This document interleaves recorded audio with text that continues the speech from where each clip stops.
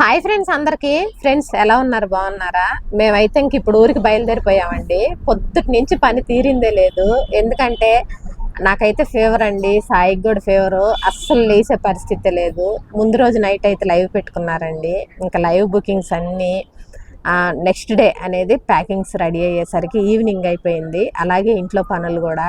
ఎలాగైనా ఊరు అంటేనే హడావుడి ఎక్కువ కదండి. అందులోనూ మన సొంత ఊరికి వెళ్తున్నాం అంటే ఆ సంతోషమే వేరు కదా. మనకి ఊర్లో ఎలాంటి ఇల్లు ఉంది, ఎలాంటి వాతావరణం అన్నది పక్కన పెడితే మన సొంత ఊరికి వెళ్తున్నామంటే ఆ సంతోషం వేరు కదండి. ఇటు నుంచి మా ఊరు వెళ్ళేటప్పుడు ఎంత హ్యాపీగా వెళ్తానో, అటు నుంచి మళ్ళీ ఇటు రిటర్న్ వచ్చేటప్పుడు నాకు అంత కళ్ళ నిండా ఏడుపు వచ్చేస్తుంది. అది ఎందుకో తెలియదు ఫ్రెండ్స్. రైల్వే స్టేషన్లోకి వెళ్ళగానే మా అన్నయ్య వాళ్ళు కూడా వచ్చున్నారండి. వీళ్ళు మా వెనక ట్రైన్కి అనేది జనరల్ టికెట్లు తీసుకున్నారు.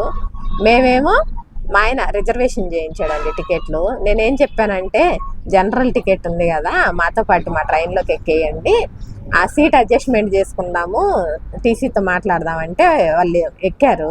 కానీ టీసీ మాత్రం అస్సలు ఒప్పుకోలేదండి. 1600 కడితేనే కూర్చోమన్నాడు అనమాట. వేరే బెర్తులు ఇస్తా అన్నాడు. ఇంకా అంత బడ్జెట్ లేదులేమ్మా, వరంగల్లో దిగి వెనక ట్రైన్లో వస్తానులే అని మా అన్న అన్నాడు.